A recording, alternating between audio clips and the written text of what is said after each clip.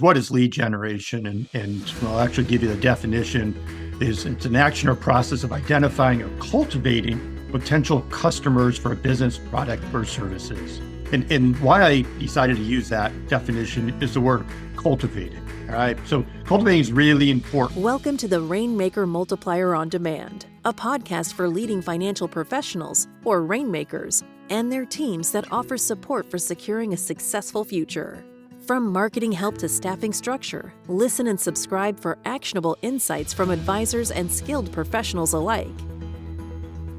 Thank you, everybody, for joining us for this week's coffee break on a topic that I'm sure is near and dear to financial advisors everywhere, lead generation. We hear a lot about this from speaking with all of you and those out in the industry. And as we discussed today, before we get into our guest, we want to hear from all of you on this topic. So are there lead generation things that you have tried? What's working? What's not? What questions do you have for us today? Please go ahead and put those in the chat, and we'll make sure that we get to each of those. But we got a lot we're going to cover today with our special guest, Carrie Chadoff, our Vice President of Marketing here at C2P. Welcome, Carrie.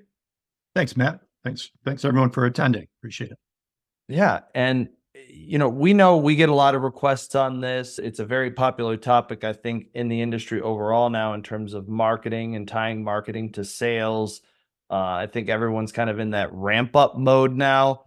And so we thought, all right, let's tackle the whole lead generation thing because there's a lot of questions on it, but also kind of a lot of misnomers that we want to address today. So I think just starting at the beginning, Carrie, what is lead generation? Like, how do you define it for our audience out there? Because I think a lot of people out there say they just think of marketing and lead generation as synonymous, and they're not. Lead generation is part of marketing, but marketing involves so much more. So how would you define lead generation? Yeah, it's a great place to start, Matt, is what is lead generation? And I'll actually give you the definition. It's an action or process of identifying or cultivating potential customers for a business, product, or services. And why I decided to use that definition is the word cultivating. All right. So cultivating is really important. Some of you may have heard me say this in the past, but stop having the expectation of someone marrying you after a first date. Okay. So there is a cultivation, there's a relationship built. And, often advisors and others in the industry expect, well, I ran an ad. They never heard of me. So now they're going to respond to the ad.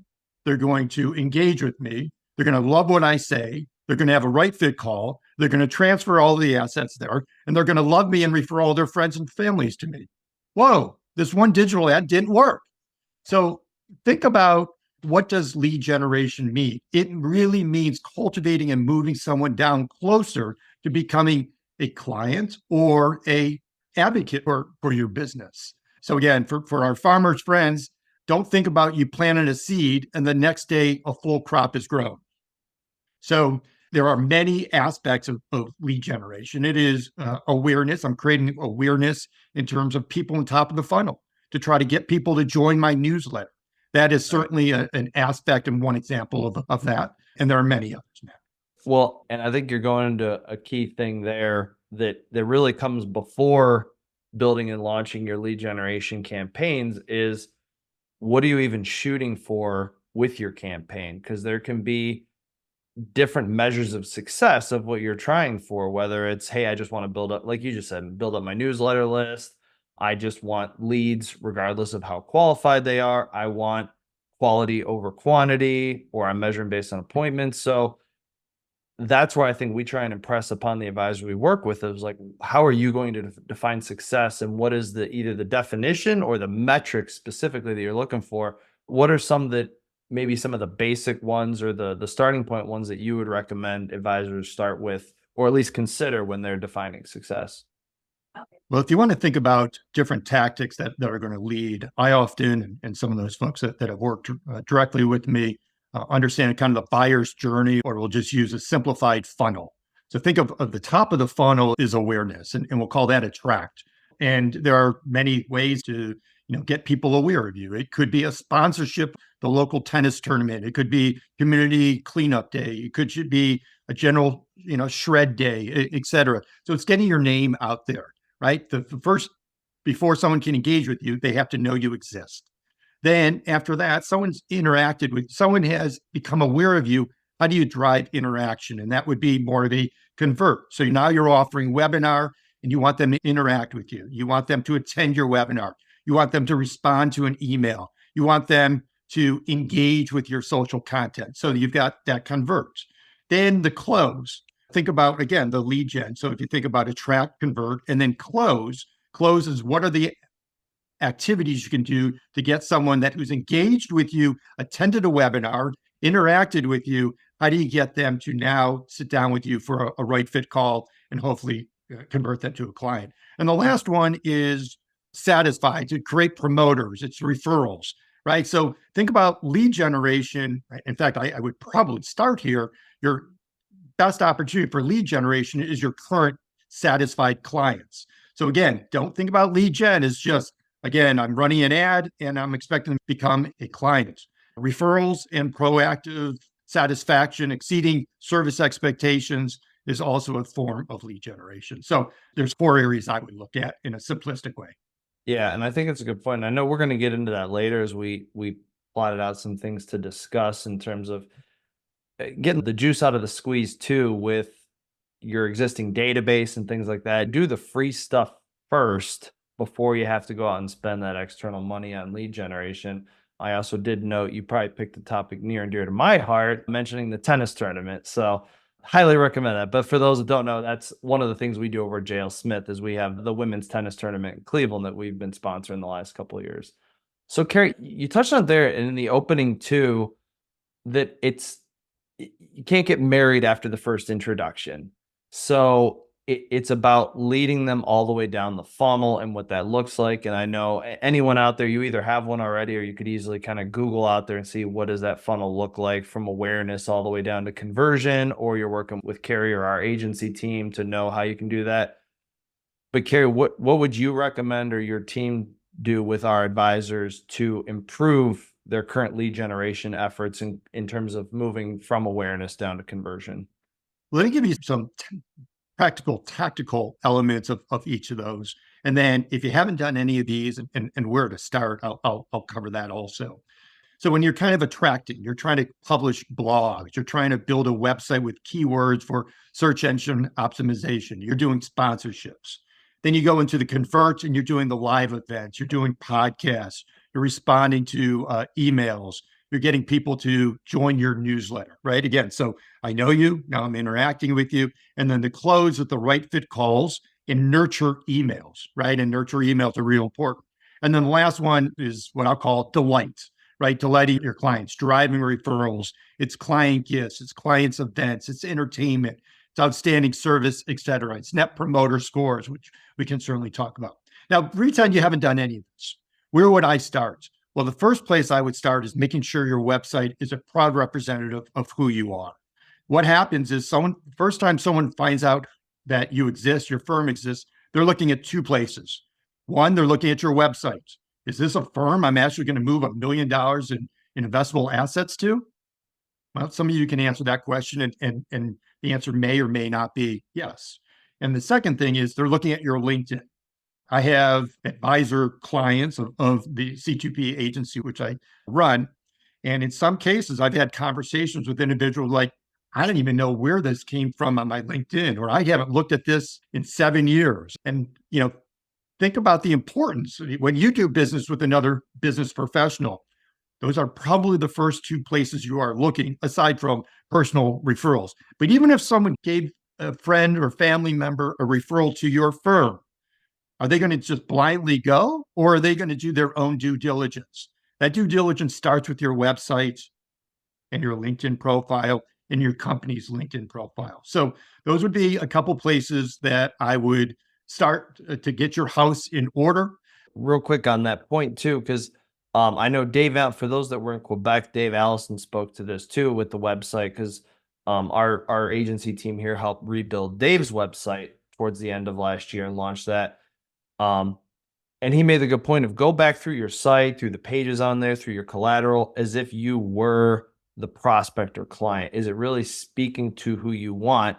And if you are saying, I want to go after the high net worth or ultra high net worth or specific niches, does that message resonate with you as if you were going through that? So I thought that was a good point that he brought up of not only making sure you focus on those areas, but the messaging, all the other marketing stuff, the messaging, brand messaging is tied into the lead generation efforts. Yeah, Matt, one of the things I'm passionate about for those that have interacted with me is strategy and positioning and messaging. I want to challenge each of you on this call to look at your website after this call and cover up the logo. And does this distinctly say it's you? Or could you literally put any logo on here and say, it's a nice website? So challenge yourself of what is unique. What is unique about the niche you're serving? What is unique about your messaging in there? And if you're like, this could literally be any financial, it's a nice firm, it's a nice website, and it's engaging, and it's got good content. I want to push you and say, is that content unique? What is different? Because likely your prospects are, going to have 1, 2, 3 other firms that they're considering, and that website has to speak to them. And if it looks literally as a carbon copy from the one they just came from, you didn't gain an advantage. And in some cases, you may lose something. Now, having said that, I want to be real clear. This does not mean you all need to produce your own WordPress sites. It just means your content has to be unique. In fact, I would respectfully say that most of you do not need a customized website. Using a partner like FMG or Broadridge or Snappy Kraken have wonderful templates. It's the content that goes into it. So the functionality rarely is going to make a difference. Yeah, there's some bells and whistles that some of you may say, I need something a little bit more advanced. Generally speaking, I've worked with, when I say thousands of financial advisors over the last several years, it has been thousands. There are very few that are such at a level in a marketing that they need to create their own bells and whistles. So get beyond, it needs to look and function like this, and kind of really focus on the content and the overall user experience. Yeah, and thank you for mentioning those. That as a reminder to everybody, C2P, we do have the partnership with those 3 organizations, with FMG, Broadridge, and Snappy Kraken, where you get preferred pricing through there. But our team is very fluent in those systems, works directly with them to help you get the best results there. And not to mention, compliance loves those 3 because we have the built-in integrations with our compliance team. So if you're not using those, it's at least worth taking the look if you're looking at the website move right there. So, Carrie, you mentioned that's the first place people go. And we all know that. I mean, really, with anything you're looking at these days, you hear about it, you go check them out on their website or social media. What about live events? Like you touched on the tennis tournament earlier. Well, I mean, live events are a great way. And again, I want to go back to what we talked about is what is the objective of a live event? Is it to get your name out there? And purely, I'm just kind of, doing a fun run. Is it to try to get some leads? So I want to, do a live event through our, small business association and sponsor something through the Chamber of Commerce. Do I want to do something on my own? So what is the objective to drive a live event? So that's where it has to start. There's much difference between a sponsorship and a webinar, a live event, lunch and learn, a dinner. I know some of our friends on this call have very successful dinners, and it's a referral program. So what are you trying to get out of your live events? Now, having said that, if you kind of want to say, let's cut to the chase, there are some great organizations to partner with. Many of you already participate with AFIA. If you don't, those are great live events. And why? Because it's kind of a built-in audience. So you also want to think about, when doing a live event, how much effort do I want to put into it? Sponsoring something is a lot easier. Well, depending on if you consider money easier than your time. But, Right. sponsoring is writing a check and making sure your logo is there, or it's a prearranged, there's already going to be a room full of people. Now, if you want to own everything, having your own events, you all know that takes a lot more. But AFIA is a wonderful organization that certainly J.L. Smith and many other advisors have seen a lot of success with. So that's how I feel about kind of live events of where does it fit into your funnel. Yeah, and I like that you said too, is it depends on the type of event. We got a good question in the chat about, do we see any trackable results from sponsoring events like that tennis tournament? What metrics would you use on a brand awareness campaign to determine its effectiveness. I guess I'll split those up real quick and give my 2 cents, and then Carrie, you can answer. Sure. I do think it depends on the event, because in a FIA one, like you mentioned, Carrie, those are they're educational, but you want the direct response. The ultimate goal is to get the right fit call or an appointment, whatever your end game is there. On a tennis tournament type event for us at JL Smith, we do look at that more as kind of a split, but it's almost more of a client thing where we're taking care of our blue diamond clients and entertaining them there. But we tier our prospect database just like we tier our client one. So if you are not doing that, I do think it's something. And if you're just starting out in how you're tracking those, you got to start somewhere. So whatever you're doing now is good. But if you're able to then tier your prospects, you can figure out, all right, what can we do for the red diamond, blue diamond, diamonds is kind of an above and beyond for an event like this, where you're using this as part of a nurture. Another one that I think is a little overlooked too when you are running lead gen campaigns is the what I call, you might have different definitions, but the qualified not interested. Those that have booked a call with you, you've qualified them already. They're just not ready to move forward. There should be dedicated campaigns to those, because it's okay to sink more money and time into those because they're already qualified. You're not starting from scratch. And so we use events like this to just continue to nurture. And that's how we would define success, is based on how many we're inviting and then what type of event that is. Carrie, any feedback on your end? No, I also, we talk about live events and think about live events in terms of client entertainment also. So, it doesn't necessarily have to be business related. Think about the opportunity to take your blue diamond, your top clients, to a cooking demo, or had a advisor lived in New York City, and she used to take some of her best clients and their grandchildren to a Broadway show or a show, yeah, in New York City. And why? Because it not only solidified the relationship with kind of the grandparents, but also got them into that next generation. So, what are they doing? What was the objective of that program, of a live event and a sponsorship, if you can kind of say it? They didn't sponsor the whole show, but they bought, a section of tickets. We've certainly seen that. I used to do that at a previous organization, and people bought, box seats, or, a section or a loge at a football or baseball game, or whatever the case may be. And again, think about, what are you getting? So live events don't necessarily have to be just dedicated to education. It can also be entertainment and deepening that relationship, or cultivating that relationship. Yeah. And some of the other metrics, just to answer the second part of that question, that might be worth tracking in a branding campaign, is you can still get direct results that might not be leads that are ready to book a call for you there. We've run branding campaigns over on the JL Smith side that we're tracking spikes in website traffic or downloads of our podcast or our ebooks, things like that, so that we know there's still thought leadership being consumed, that we've got someone that's now aligned with the brand, newsletter subscribers. Those are all things that are trackable that you have in there, where now you're able to kind of drip on those people long term. Whereas Carrie said earlier, they're not ready to get married right away, but now you've got them in your system where you can do that. It also does speak to the importance, and this is probably a whole other coffee break down the line.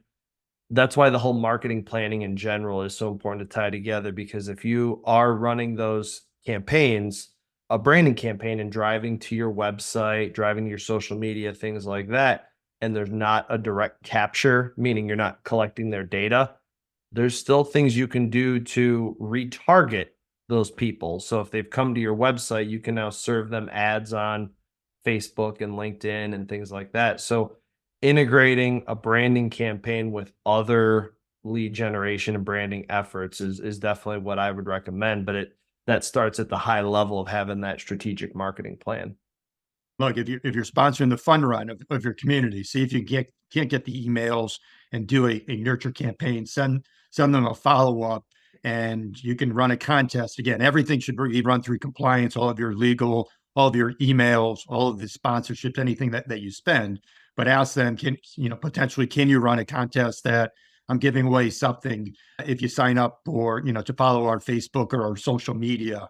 again, make sure what you're offering is compliant approved. But there are ways to engage and track. I know most of you are doing a market survey of perceptions or awareness of you, and you probably don't need to at this level. But there are certainly ways to, again, think about the top of the funnel is you're starting to get some type of engagement.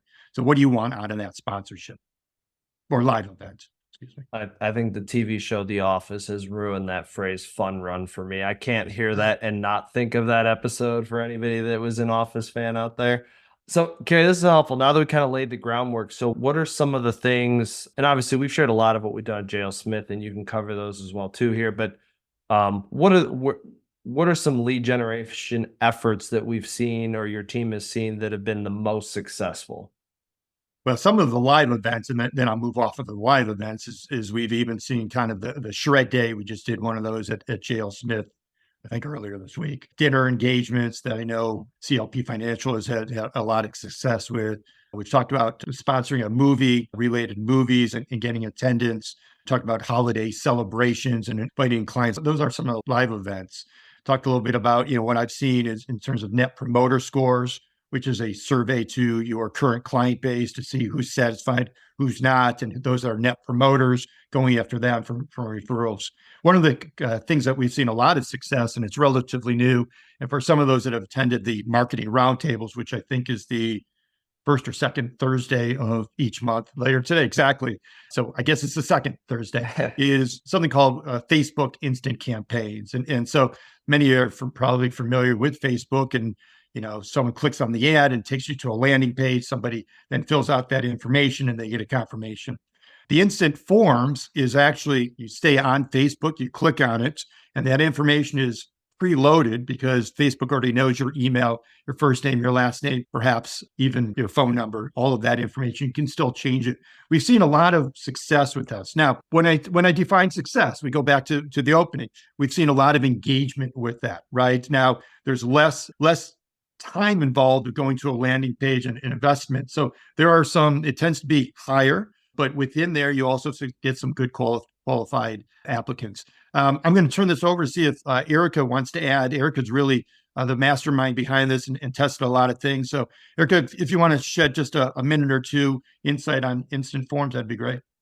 Yeah, absolutely. So we have done a lot of work with instant forms recently. It's something new to C2P and the agency. So just to bring out an example, we just finished a campaign with JL Smith where we were promoting the Wise Up Women book by Jeanette Natalia. And it had such an awesome response. We weren't expecting the influx of leads that came in. And Gina Pellegrini and her team have, kind of hammered down on these leads. And, I think it was the first group of leads that came through. There was one that stood out, and it was only 15 calls. And I think we have over 200 leads from that campaign. So to hear from that first group of 15, to have one good lead come through is very promising to hear about, the other leads that are going to come in. And so when we talk about instant forms, what they are is basically just keeping the prospect on the actual Facebook platform instead of taking them away from Facebook to a landing page where you open up on, Safari, Internet Explorer, or whatever platform that you use. So ease of it brings in more leads, but you have to be very vigilant when you're following up with these leads that they're actually qualified and, quality leads. So it's a double-edged sword for sure, but it's somewhere to springboard off of. There are some seasons in this cycle where you're like, man, I'm itching for leads, can't get any leads. And then there are other times where you're like, oh my gosh, I have too many leads, So it's good to have a balance. And instant forms has become so easy for the marketing team, so us, as well as probably the future prospect, because you stay on your platform that you're on, you give your information, and then you get a quick phone call from the sales representative shortly after. I'm happy to talk about it during our marketing roundtable today. So if you're not registered, please come in. We will be chatting a little bit about that. But Carrie, I'll send it off to you if you have anything else to add. Yeah, thanks, Erica, and thanks for bringing that solution to the C2P and our agency clients. One, I want to just reinforce that Erica kind of said is these leads have to be cultivated like any lead. So if you call once and you don't get in touch with somebody and you're like, well, I tried and it wasn't successful. And I want to reiterate that also with webinars. Sometimes I get, well, we had 40 registrants and we only had 15 show. Well, so and out of that 15, only 2 people signed up for a call. Well, that, to be honest with you, respectfully, that's on you. What are you doing for the other 13? But What are you doing for those that register that didn't attend? So don't throw those out. I want to reemphasize that it isn't just how many right fit calls did you get from the webinar, because you had people that raised their hand, they filled out a form, they said, I'm interested, but things come up. So, and truthfully, 30 to 40% attendance rate is what you could probably expect from webinars. And I'm going to tell you my personal opinion of webinars are going to be less effective as more and more advisors are doing that. And if you don't believe me, I would tell you to go onto Facebook, register for, I don't care whose webinar, and all of a sudden Facebook is flooding you with other webinar offers. Why? Because all of a sudden you have just converted, you've been considered a conversion on a financial platform. So everybody else that is running financial webinars are now being served to you based on geography or your profile. So it is becoming an overly crowded space. Now, does it still work? Absolutely. Does it work in terms of, ongoing? You can't just do it one-off. Again, it goes back to the awareness, but make sure you are cultivating those relationship nurturing and drip campaigns. It should be phone calls. It should be emails. It can be postcards. It could be whatever you want. Make sure you're adding them in terms of your relationships. No, I'm glad you and Erica both mentioned the calling too, because I know I've shared this with a lot in mentor calls and whatnot. The calling that we do at JL Smith after a campaign, because we don't want to lose sight of those that registered but then couldn't attend.